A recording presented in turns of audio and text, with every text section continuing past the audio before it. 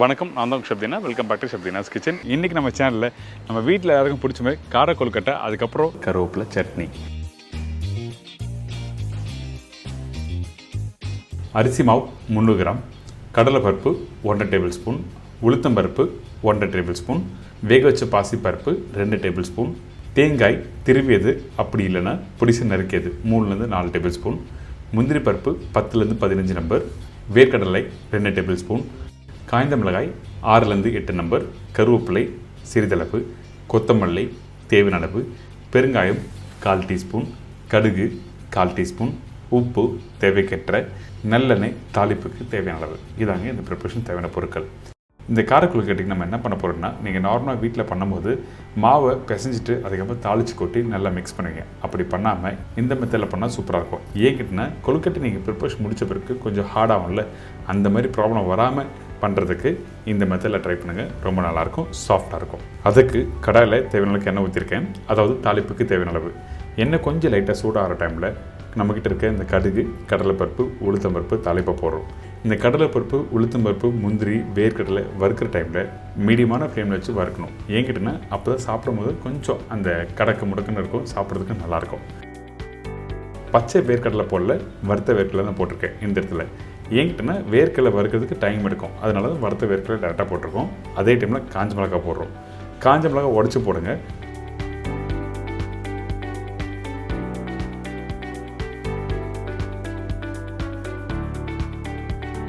இதுக்கப்புறம் பச்சை கருவேப்பிலை போட்டிருக்கேன். இந்த கருவேப்பிலை போட்ட பிறகு திருப்பியும் மீடியமான ஃப்ளேமில் எல்லாத்தையும் நல்லா வறுக்கிறோம்.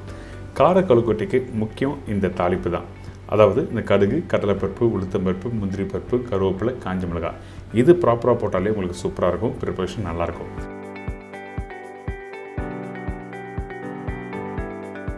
இதுக்கு பிறகு பெருங்காயம், வேக வச்ச பாசிப்பருப்பும் போட்டிருக்கோம். இந்த பாசிப்பருப்பு எதுக்காக இந்த இடத்துல யூஸ் பண்ணுறதுன்னா, அந்த சாஃப்ட்னஸ் கொடுக்கும், அந்த மாய்ஸ்டர் கண்டென்ட் இருக்கும். அதனால தான் இந்த பாசிப்பருப்பு இதில் போட்டிருக்கோம். அதுக்கு பிறகு தேங்காய் நல்லா பொடிசாக கட் பண்ணி போடலாம். அதே டைமில் திருவண்ண தேங்காயும் போட்டுக்கலாம். இதெல்லாம் போட்ட பிறகு நல்லா மிக்ஸ் பண்ணுங்கள். மிக்ஸ் பண்ணி முடித்த பிறகு தண்ணி ஊற்றுறோம். தண்ணி எப்பவும் போல தான் இருந்தாலும் ரேஷியோ சொல்கிறேன். 1 கப் அரிசி மாவுக்கு 1.5 கப் அளவுக்கு தண்ணி ஊற்றிருக்கேன். இதுதான் ரேஷியோ. எந்த ஒரு கொழுக்கட்டை பண்ணாலும் கரெக்டான மெத்தடில் இதே மாதிரி பண்ணாங்க, நல்லாயிருக்கும். இதுக்கப்புறம் உப்பு தேவையான அளவு போட்டிருக்கோம். இந்த தண்ணி கொஞ்சம் லைட்டாக கொதி வரணும். அதுக்கு பிறகு தான் கொழுக்கட்டை மாவு போடுறோம்.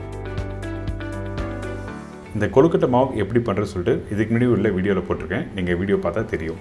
இப்போ இந்த மாவு போட்ட பிறகு மீடியமான ஃப்ளேம் வச்சு நல்லா குக் பண்ணுங்கள். அதிகபட்சம் ஒரு 2-3 நிமிஷம் ஆகும் குக் பண்ணி எடுக்கிறதுக்கு. அதே டைமில் காரம், உப்பு கரெக்டாக இருக்க செக் பண்ணிக்கங்க.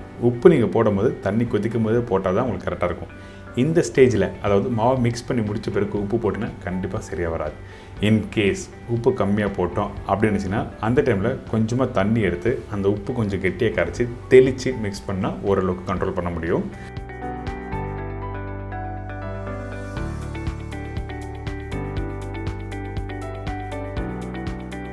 அந்த மாவு பாருங்கள், கையில் எடுத்துனா ஒட்டாத பக்குவத்தில் கரெக்டாக இருக்கும். உப்புமா எப்படி பண்ணுவீங்க அதே மாதிரி கான்செப்டில் தான் இருக்கணும். கையில் ஒட்டாமல் கரெக்டாக வந்திருக்கா, இதே மாதிரி தான் இருக்கணும்.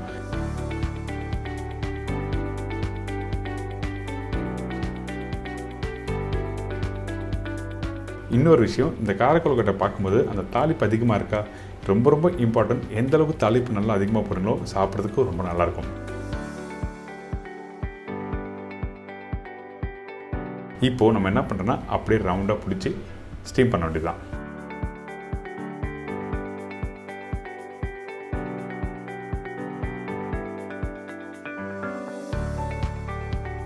உங்களுக்கு பிடிச்ச மாதிரி நீங்கள் சைஸில் பிடிச்சி நீங்கள் ஸ்டீம் பண்ண ஆரம்பிக்கலாம். அந்த மாதிரி தான் நான் ரவுண்டாக பிடிச்சி வச்சுருக்கேன்.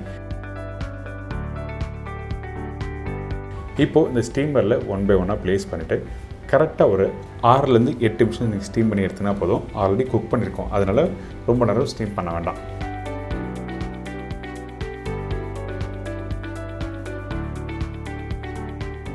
இப்போ ஒரு மூடி போட்டு ஓப்பன் பண்ணிங்கன்னா கார கொழுக்கட்டை ரெடி.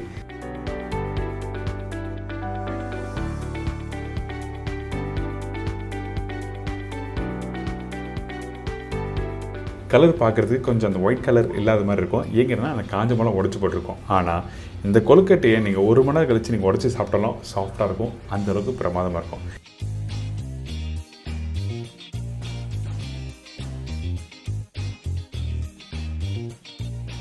இதை தொடர்ந்து கருவேப்பிலை சட்னி. இப்போ இந்த ரெசிபிக்கு தேவையான பொருட்கள் பார்த்தலாமா? கருவேப்பிலை 50 கிராம், அதாவது 2 கைப்பிடி. உளுத்தம்பருப்பு 4 டேபிள் ஸ்பூன். கடலைப்பருப்பு 3 டேபிள் ஸ்பூன். சின்ன வெங்காயம் 15லேருந்து 20 நம்பர். பூண்டு 12லேருந்து 15 பல்லு. இஞ்சி 4 சின்ன துண்டு. காய்ந்த மிளகாய் 6லேருந்து 8 நம்பர். பச்சை மிளகாய் 7 நம்பர். புளி 1 நெல்லிக்காய் சைஸ். தேங்காய் 4 பத்தை. கொத்தமல்லி சிறிதளவு. கடுகு தாளிப்புக்கு தேவையான அளவு. உப்பு தேவையான அளவு. எண்ணெய் சமைக்கிறதுக்கு தேவையான அளவு. இதாங்க இந்த ரெசிபிக்கு தேவையான பொருட்கள். ஃபஸ்ட்டு நம்ம என்ன பண்ணுறோம் கேட்டிங்கன்னா, இந்த கருவேப்பிலை சட்னிக்கு கொஞ்சமாக எண்ணெய் ஊற்றிருக்கேன். அந்த எண்ணெய் சூடான பிறகு நம்மக்கிட்ட இருக்க இந்த கடலைப்பருப்பு உளுத்தம்பருப்பு போட்டிருக்கோம்.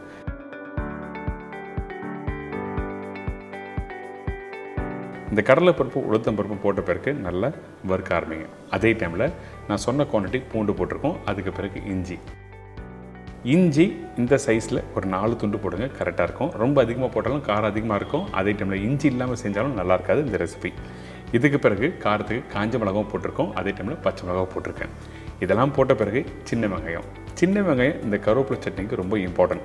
ஏன் கேட்டிங்கன்னா, சின்ன வெங்காயம் லைட்டாக வதக்கிட்டு அதுக்கப்புறம் கருவேப்பிலையோட போட்டு நல்லா மிக்ஸ் பண்ணி அரைச்சினா அந்த சின்ன வெங்காயத்தில் வர டேஸ்ட் கருவேப்பிலையோட சேர்த்து சாப்பிடும்போது ரொம்ப நல்லாயிருக்கும்.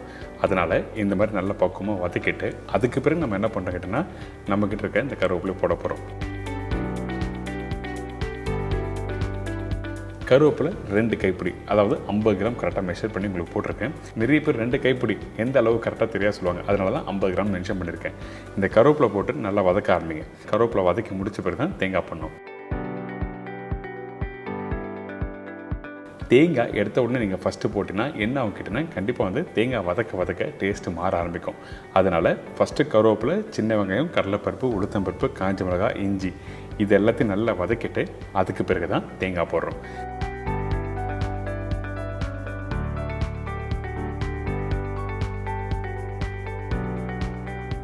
தேங்காய் ட்ரை ஆகக்கூடாது, நல்லா புரிஞ்சுக்கோங்க. அதனால தான் கடைசியாக தேங்காய் போட்டிருக்கேன். இதுக்கு பிறகு புளி. இந்த கருவேப்பிலை சட்னி நல்லா டேஸ்ட் எடுத்து கொடுக்குறது இன்னொரு இன்க்ரீடியன்ஸ் என்ன கேட்டிங்கன்னா இந்த புளி. அதனால தான் நெல்லிக்காய் சைஸில் இந்த புளி போட்டிருக்கேன். இதுக்கு பிறகு தேவையான உப்பு போட்டிருக்கோம். உப்பு போட்ட பிறகு நல்லா மிக்ஸ் பண்ணுங்கள். இந்த இடத்துல அடுப்பு ஆஃப் பண்ணிருக்கணும். தேங்காய் போட்ட உடனே அடுப்பு ஆஃப் பண்ணால் தான் உங்களுக்கு தேங்காய் வதங்காது. கடைசியாக நம்ம என்ன பண்ணுறோம், கொஞ்சம் கொத்தமல்லி போடுறோம். கொத்தமல்லி போட்டு நீங்கள் குக் பண்ண அவசியமே இல்லை. நல்லா மிக்ஸ் பண்ணுங்கள். மிக்ஸ் பண்ணிட்டு இதை அரைக்க ஆரம்பிக்கிறோம்.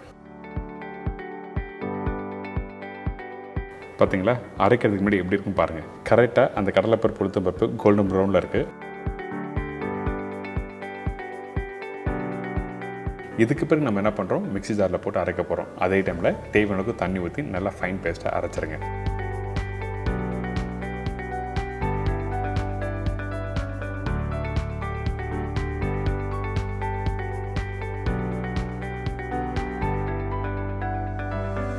பார்த்தீங்களா, நல்லா சூப்பரான ஸ்டைலில் இந்த கருவேப்பிலை சட்னி ரெடி ஆயிடுச்சு. லைட் க்ரீன் கலர் சூப்பராக வந்திருக்கும்.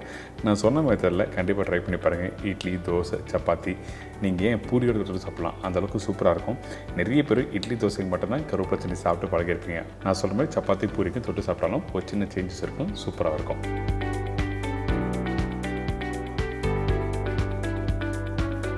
நம்ம என்ன தான் டேஸ்ட்டாக சட்னி பண்ணாலும் கண்டிப்பாக தாளிப்பு போட்டுருணும். அதனால் ஒரு பேனில் கொஞ்சமாக எண்ணெய் ஊற்றிருக்கேன். அந்த எண்ணெய் சூடான பிறகு கடுகு போட்டிருக்கோம்.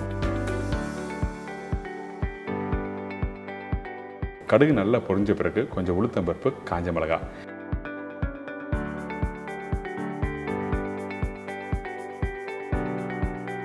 இந்த உளுத்தம்பருப்பு கொஞ்சம் லைட்டாக நம்ம வறுக்க ஆரம்பிக்கிறோம். கலர் மாறும், அதாவது கோல்டன் ப்ரௌன் கலர் வந்த பிறகு நம்மக்கிட்ட இருக்க இந்த பச்சை கருவேப்பிலை போட்டு தாளித்து அப்படியே இந்த சட்னியை போட்டு எடுத்து சர்வ் பண்ணால் ஒரு சூப்பரான கருவேப்பிலை சட்னி.